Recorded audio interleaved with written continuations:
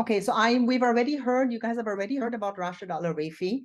And I think I'm going to focus a little bit more on this artist who I've been researching for a number of years now. And you already heard from Abdullah Al-Mutairi, who is actually working together with me at the moment and we're working on a monograph on the artist. The interesting thing about Rashid Al Oraifi and why he pops up in this context of Bahrain fort, archaeology, and ecology is that, of course, one of his distinguishing artistic kind of styles was that he adopted iconography from the Dilmun seals into his visual language.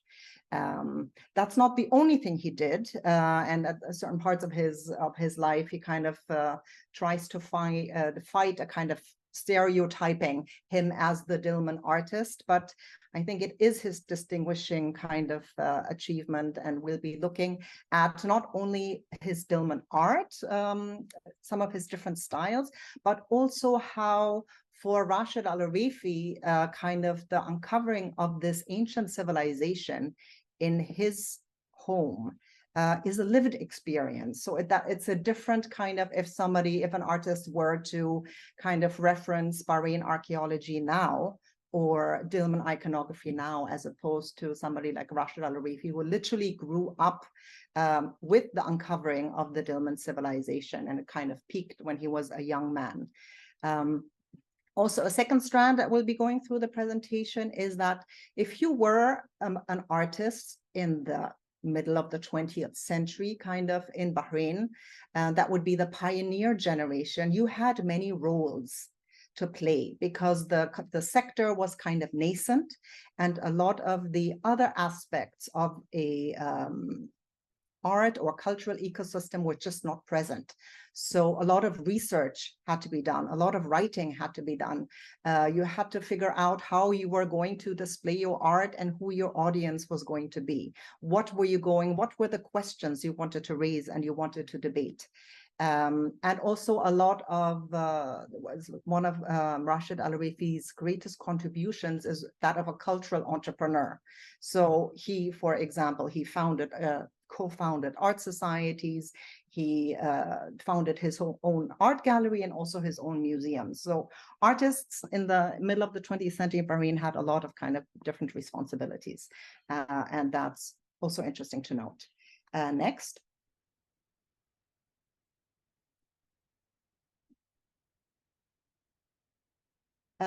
Just a quick note on the Spotlight series. So Rashid Al Oraifi falls under the Spotlight series. That's a research project that we've been doing at the Sheikh Ibrahim Center since about 2016. The idea being to fully and comprehensively research and document the work of these pioneering artists. There is surprisingly little literature on the art history of Bahrain.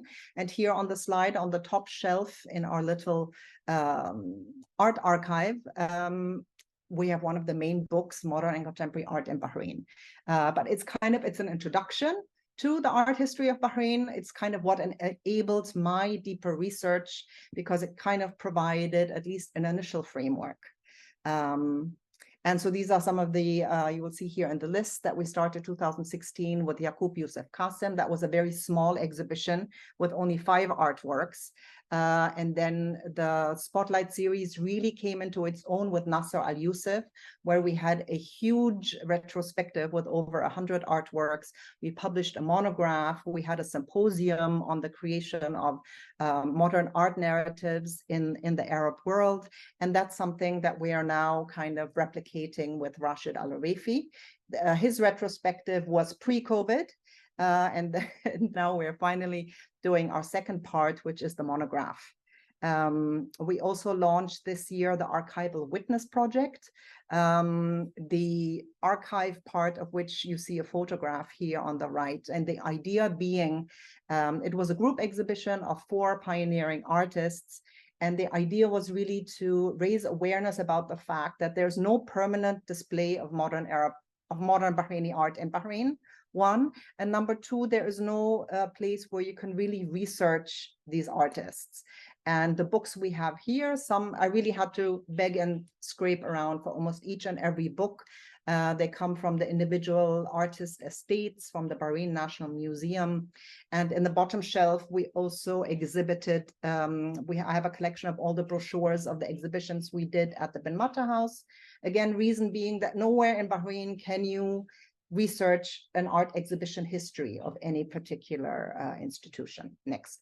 So, and I'm just going to fly through the next. So this was how the Yaqub Yusuf Qasim exhibition looked like at the Ben Mata House, the first one of the Spotlight series. Next. Then for Nasser Al-Yusuf, we had a much larger and more comprehensive exhibition, which dug into his early work, his different styles, and also his very famous print oeuvre. And then last, we come to Rashid Al Oraifi. So this was an exhibition where we showed over 75 artworks, and importantly, Dilmun was only one part. We also showed a lot of archival material, photographs, the books that he published, because kind of it is all forgotten. And I think it's only through these kind of retrospectives that you can actually, remind people of that, there isn't only contemporary art in Bahrain, there's been so much more, but because it's not visible and it's not accessible, you might almost think that there is no history, yet there is so much. So I think that's it. Yeah. So this is a little bit what it looked like. Introductory page. Rashid Al Oraifi made some beautiful Dilmun inspired metal sculptures in the early 2000s, which you see on the top right. And then we always have, I always try to figure out, how did the artist begin? Where are the beginnings? That's what you see on the bottom left. And then on the bottom right, it's kind of like it's a study room. That's where we kind of explored Rashid's publications and his research that he did and his curatorial work, all of which I'm going to detail in the presentation now. Next.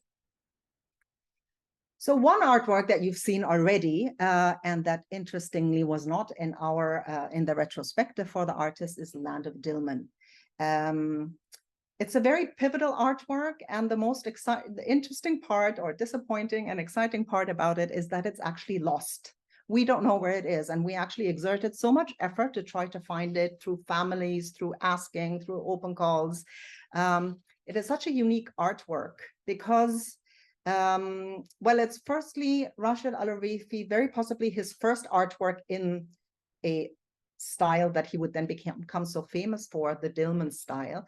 It's also the first artwork in the first government-sponsored art exhibition in Bahrain that wins the first prize. I was very interested to, and typically also it's not signed and it's not dated. And that's why I've kind of written likely 1971, because I know that Abdullah says that it was exhibited in Kuwait actually before it came back to Bahrain in 1972. And that in itself is very interesting. But I'm going to take this kind of this artwork as a kind of pivot and look both backwards, like what led up to this point in Bahrain art historically, and also for Rashid Al Oraifi, and what happens afterwards. So it's going to be a little bit of a chronology, first about Bahrain, and then also how Rashid kind of fits in. So very importantly, before 1919, there was no formal education in Bahrain. That changes then in 1919, and very importantly, the concept, I would say the Western concept of fine art, as distinct from crafts, is introduced. That is not at all to say in any way that there was lots of creativity in Bahrain, but it was anchored in the crafts and in decorative decoration, whether that be architectural or sword making or furniture making. So this kind of art for art's sake comes into Bahrain in 1919. Art teachers are Arab art teachers. They come from the wider Middle East, where they would have been trained in the nascent art academies in countries like Egypt and Lebanon. And initially, the for a long time, the arts training, of course, we have to remember this is in school. So we're talking about elementary school, middle school, high school, and the kind of skills that were taught were realism. So portraiture, still life, landscape. And it is out of these schools, the schools become the crucibles of like a nascent art scene in Bahrain. Because the schools then, the ambitious art teachers or the enthusiastic art teachers form art clubs, after school art clubs, and the talented artists kind of find a group of like-minded and interested companions in those schools. I think I have very little information about what happened in, let's say, the 1920s, 30s, but we see together with the discovery of oil in Bahrain and an influx of international art books and magazine and artistic materials, there is kind of like a groundswell of artistic activity, which finds its expression in the late 40s with the first bigger art exhibitions. Then in 1956, we have the founding of the Amateur Artist Association, which is an umbrella organization for the visual arts, writers, poets, and musicians. So they all kind of gather in one big club. And as you know, of course, in 1953, the Danish archaeological mission arrives in Bahrain to start its archaeological excavations.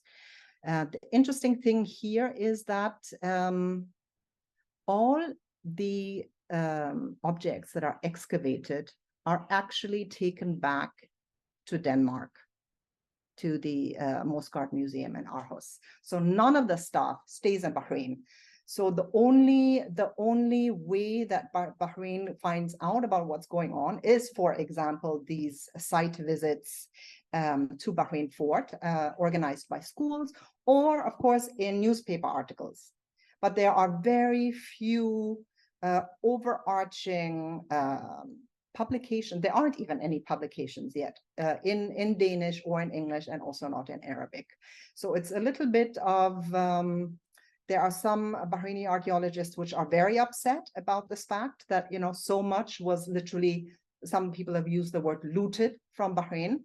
And later there is, and of course, I mean, the background is also that Bahrain didn't have the capability or facility to appropriately store these artifacts, the archaeological artifacts that came to light.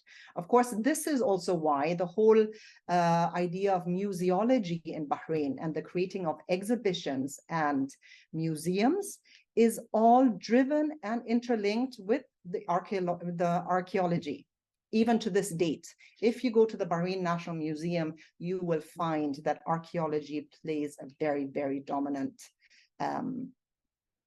part. And even in the education, it's always about archaeology. I say that with a little bit of frustration, because I find there is less focus on the visual arts. So here, just 2 points. So what was going on at Bahrain ports and with these archaeological excavations by the Danes was, of course, impressive to the Bahrainis. And also, it was not that only that there was this activity going on and the increasing interesting finds were being unearthed, but through these, so we have Carl Boven, who was an archaeologist and also an artist, who washed up together with the Danish archaeological mission, and he painted at Bahrain Fort. And he brought with him a style that he had learned at home, which can be described variously as realism, colored by impressionism. And we know that he also interacted with some of the local artists and kind of introduced them to the idea of this en plein air drawing and sketching. I don't know exactly how causal this interaction is, but we do have a documented conversation, and we do have this whole phenomenon of Bahraini artists gathering in the 60s on Fridays, walking through the souks and sketching and so there's that whole community of artists that forms, of which Rashid Al Oraifi is one, that go around and sketch the landscape, souk scenes, and the sea. And here on the right, sorry, can we just go back once? It's just an idea. It's the earliest photograph that I have, which is reliably dated, of what an art exhibition in the 50s in Bahrain would have looked like. So we already have the Amateur Artist Association, and they would very often exhibit at the various clubs here at the Al Aruba Club. And I don't have any more details than that, but it's quite rare to find an exhibition photo which is also dated. So just to give you an idea of what it may have looked like. So entry Rashid Al Oraifi. He was born in 1941. So basically when the excavations at Bahrain fort were going on and started, he was a young teenager. We know that from the earliest days that he had a very heightened aesthetic sensitivity. He was surrounded, his father was a merchant of clothing items and cloths. So he describes autobiographically how in his childhood he was just surrounded by this colorful material, and a family also which was very into his father had a very heightened appreciation for aesthetics, which he found in all sorts of everyday object, whether this was coffee cans or furniture or other kind of objects for everyday use. So very like childhood which was aesthetically very heightened. And when he finishes school around 1960, he starts working as an art teacher, which was very common for the artistically most gifted students that came out of the school system at the time. He joins the Art Amateur Association and also meets his lifelong friend and fellow artist, Abdul Karim Al Arayat. His first art exhibition is in 1963. With the AAA, and his first solo in 1967. And the next slide will show some photographs. Then in 1970, he founds the Contemporary Art Association together with Abdul Karim Al Arayat and Hussein Al Sunni. Then we now get into the time just immediately preceding the artwork Land of Dilmun. And there are a number of events that happen. Well, most importantly, I think, is that in 1970, for the first time, there is a comprehensive exhibition in Bahrain at the Manama Center showing all the finds, systematically, academically detailed, of Bahrain archaeology. And I feel this must have been very impressive for the young Rashid Al Oraifi, and I think that is why in 1971 we have him start taking a stronger interest in the Dilmun civilization. It's also 1971 is also the year of Bahraini independence, and it's kind of very interesting because it's already before this time, there is a lot of conversation, and what I'll expand a little bit on that is what then is Bahraini art, or what should it be? What should it depict? And at a moment where, of course, the question of what Bahraini identity should look like is very heightened. It's very interesting that Rashid Al Oraifi opts to choose a Dilmun kind of a reference framework in his artwork. It shows up for the first time. Land of Dilmun shows up for the first time in 1972 in the first annual Fine Art exhibition, and he wins the first prize. Can we have the next page?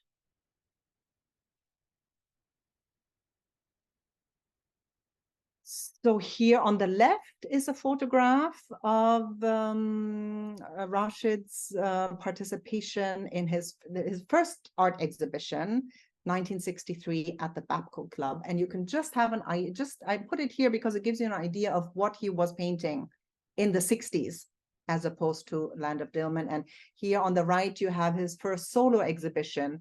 And you again see, like, for example, in the back, the painting on the back wall, it shows a seascape of, I think, either pearl divers or fishermen at work. And otherwise, you have a lot of portraits, street scenes, still lives, very much kind of the traditional format that many of the artists had been taught at the time and worked in at the time. Next.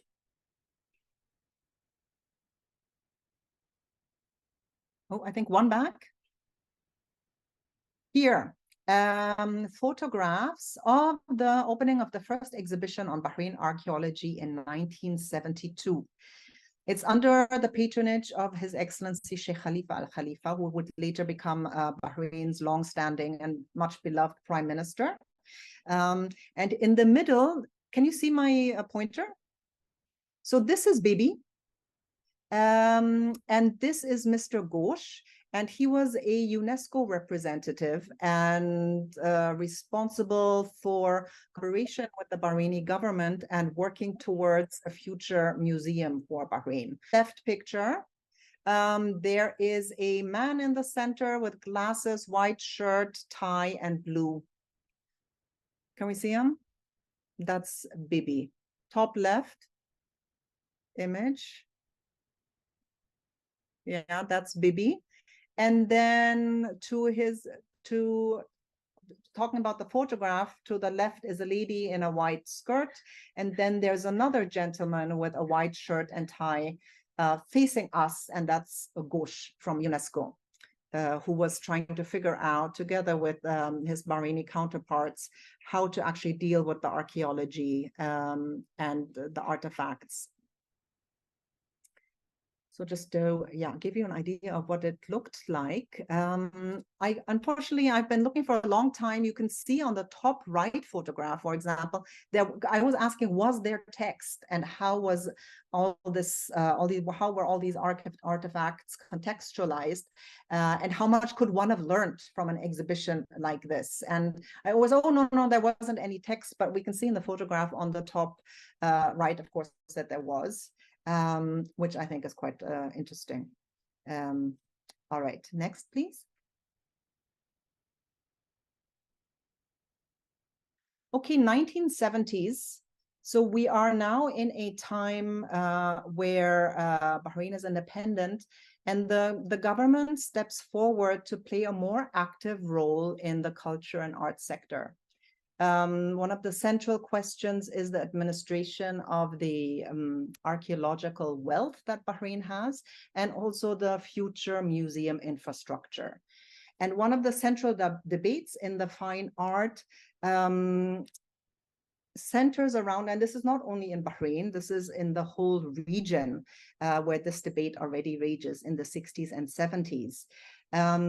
So if we imagine that if you are a Bahraini artist in the 1950s and you are studying art, 50s, 60s, you are studying art in Bahrain. So at this time, we don't yet have artists who go abroad to study. That happens later in the second part of the later part of the 70s.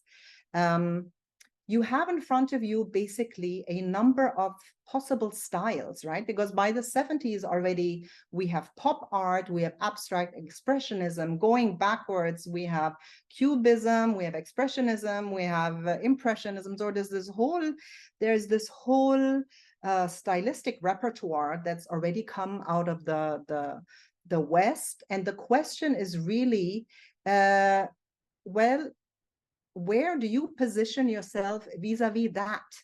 What is a style that you should adopt? What is truly Bahraini then? So that's the one thing which leans more towards, let's say, a conservative interpretation, where you say, well, and this was actually also proposed and supported by the government, that you should focus on elements of national heritage, the souk, the mosque, the coffee pot, and the date still life. So that was a very conservative kind of outlook that prevailed.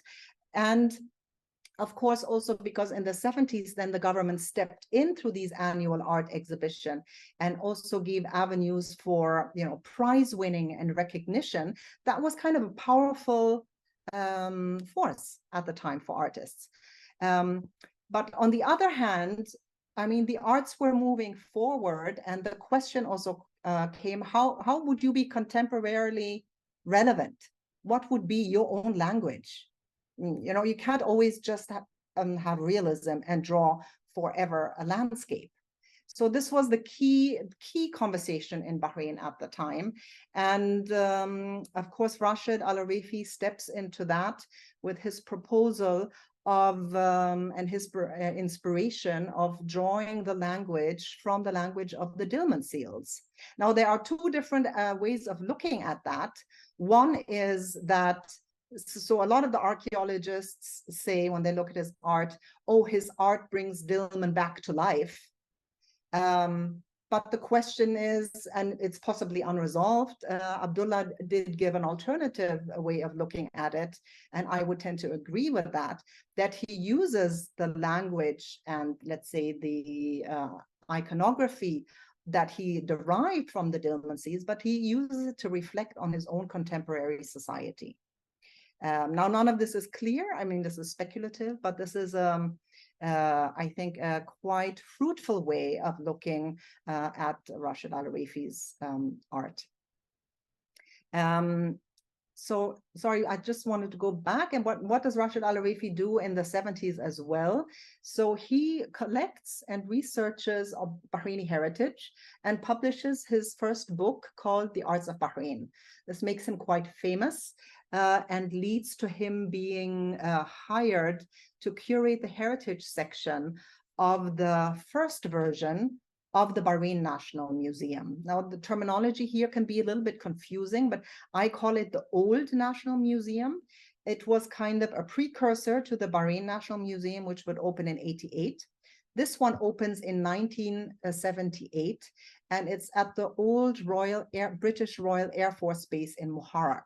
It's quite a cramped, small space, but it is the place where archaeological finds are also housed, administered. So Rashid Al Oraifi also gets to see the latest archaeological finds here, and also some of the reports. And it becomes a small museum where he curates the heritage section. And in 1975, he opens his own commercial art gallery, which becomes a major social hub. So we will go next, please. So these are some of the photographs of the heritage section in the old National Museum that Rashid Al Oraifi curated. Next, just to give you an idea of what was there. This brings us to the 80s. 1983, we have the founding of the Bahrain Art Society. Now, this is different from the Contemporary Art Society and basically reflects a changing in the art scene where a new generation of Bahraini artists comes of age. And a lot of these artists have studied abroad and are coming back to Bahrain in the late 70s, early 80s, and are laying their claim to fame to now shape what the future of the art scene in Bahrain should be like. In 1988, the Bahrain National Museum opens.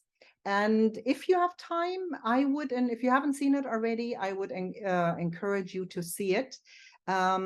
Because the Hall of Dilmun today is the same thing, the same hall that Rashid Al Oraifi would have seen in his time.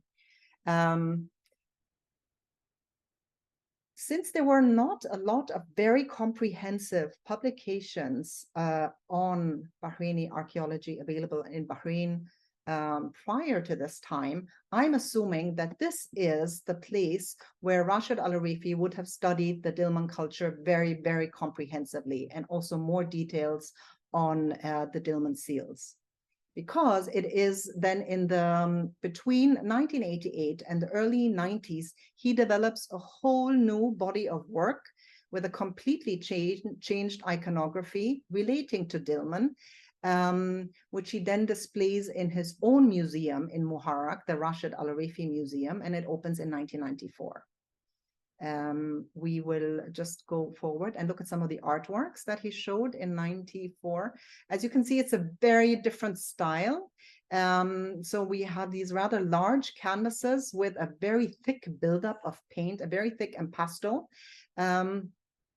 which we didn't take any material samples, but through Rashid Al Oraifi's older brother, we know anecdotally that Rashid and his brother Ahmed created this kind of paste made of gypsum and glue, which they also colored, and applied this to jute cloth.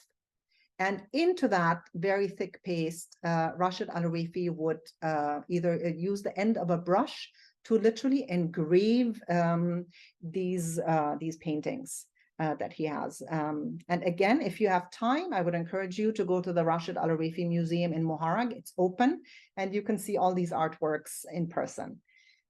Sorry, can we just go back? You can see how the visual language is much more pared down. It's very sketch-like. Thematically, we have Epic of Gilgamesh, and we can go forward. And in the next two slides, we have images that are more closely derived from what we may have found on Dilmun seals. So on the left, we have an artwork called Field and Sea. And the top part of that artwork is dedicated to what we may have found on land at the time. And we have a tree of life, 2 birds. And at the bottom, we have iconography that relates to the sea. So both the water in the wavy forms at the bottom and ships with seafarers on it. Now you will see immediately that Rashid Al Oraifi does not like for like copy or replicate Dilmun seals. He takes elements from the seals, reconfigures them in his paintings to either reflect on share his reflections on Dilmun culture, or how that may relate to the Bahrain of his present. He also uses some distinct Dilmun iconography. On the left, you have, for example, 3 symbols on the left. The middle one relates to worship, and the bottom one to the sea. You find them again in the right painting. If you look at the right painting, you find kind of like a column of symbols along the left. And the kind of star-like figure is a symbol for the sun. The circle with the cross in the middle symbolizes worship. And the longish kind of almost like a figurine with a moon on its head is a symbol for the goddess of immortality and fertility, Iana. And to the right, the little house is a symbol for Dilmun. So Rashid Al Oraifi also brings all these symbols that originally derive from Dilmun seals and kind of uses them in his artwork. The artwork on the right is called Music, and we have a man playing the Dilmun kind of string instrument. It's called a lyre, which is in the shape of a bull, and which we have seen on Dilmun seals. Next. So what the artworks you've just seen is basically what we believe Rashid Al Oraifi worked on in the 90s. In the later part of the 90s, Rashid works a lot on paper. I'm not going to go into a lot of individual artworks because it just takes too much time. But this is what we had in the retrospective exhibition. And right at the apex, on the right of the apex, you see these 2 black and white drawings, and you can very easily recognize the Dilmun iconography. And then further to the right, you see these increasingly black, and it just becomes more and more abstracted and more about patterns, and loses the immediate tie to the Dilmun iconography. And then if we go to the next step, we are now in the early 2000s. We see Rashid Al Oraifi entering a very both colorful phase, but also highly abstracted phase, where it becomes increasingly abstract, and very often the lines between abstraction and Dilmun iconography are blurred. And here we can still just make out a few. For example, the red long symbol in the center is reminiscent of again the fertility, the goddess of immortality, Inanna. The waves at the top could be reflective of of the water, and then it just kind of really gets blurry. And this is one of the I think, yeah, later phases. I would say I call it the abstracted phase of Rashid's Dillman style. Next.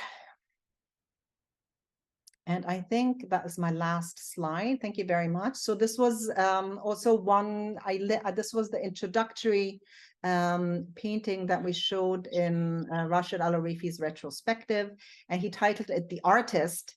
And I thought that that was interesting because these are kind of the implements that he imagined the Dillman artist would have had to hand, namely a stylus, and maybe kind of a case for his implements.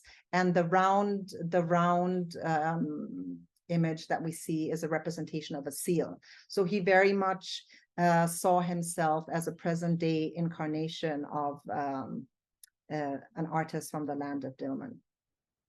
And with that, I'm going to close.